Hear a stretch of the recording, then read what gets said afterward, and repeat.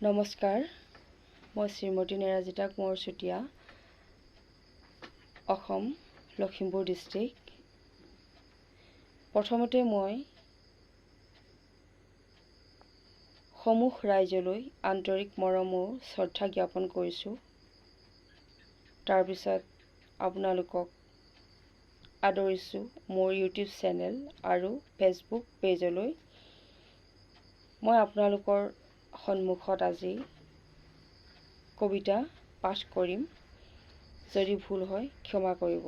যিকেইটা কবিতা মোৰ স্বৰচিত। কবিতাৰ শিৰোনাম উৰে ৰাতি উজাগৰে থাকি। উৰে ৰাতি উজাগৰে থাকি এলানি নাহৰ গুটি জ্বলোৱা পোহৰত ৰচিব ললো এটি আৱেগ ভৰা কবিতা। শব্দবোৰ নাহে যে নাহেই, কেনেকৈ ৰচো কবিতা। শব্দবোৰ বিলীন হৈ গ'ল আন্ধাৰৰ সতে, নিহাৰিকাৰ সতে। আন্ধাৰে ভৰিছে ভৱিষ্যতি, তাৰো আছেনে কিবা বিভূতি। অসহায় মন আজি কৰুণ কান্দন, তথাপি মিচিকীয়া হাঁহি মুখত আজি। কোনে জানে হবকাৰ কালি সমাধি, সীমাহীন আশা বুকুত বান্ধি। গৰখীয়া মগনীয়া ধনী দুখীয়া ভাৱৰীয়া জীৱনৰ হবই যে এদিন সমাধি। কবিতাৰ শিৰোনামা ফুলৰ কলি। মৰহি যাব খোজা ফুলৰ কলিটো পাহি মেলি ফুলিব দিয়া। জগতৰ পোহৰ নেদেখাকৈ, সৌন্দৰ্য উপভোগ নকৰাকৈ মুচৰি নেপেলাবা। দলিয়াই নিদিবা বালিকা বুলি, নহবা নিৰ্দয় নিষ্ঠুৰ মনৰ। কোনে জানে সেইটি কলিয়েই এদিন সাহসেৰে জগত জিনিব পাৰে।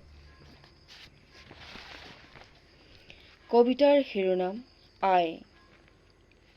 হিয়াৰ আমঠু আই, কি মতে পূজ্য কৰিলে বুজিবা মোৰ কৰুণ বিননি।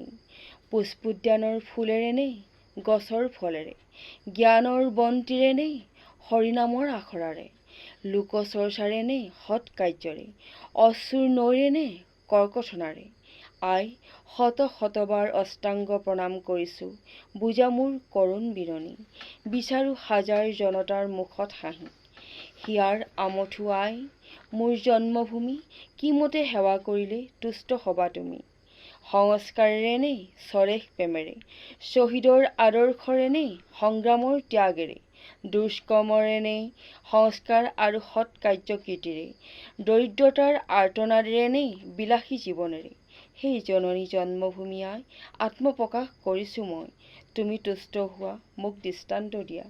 ধন্যবাদ।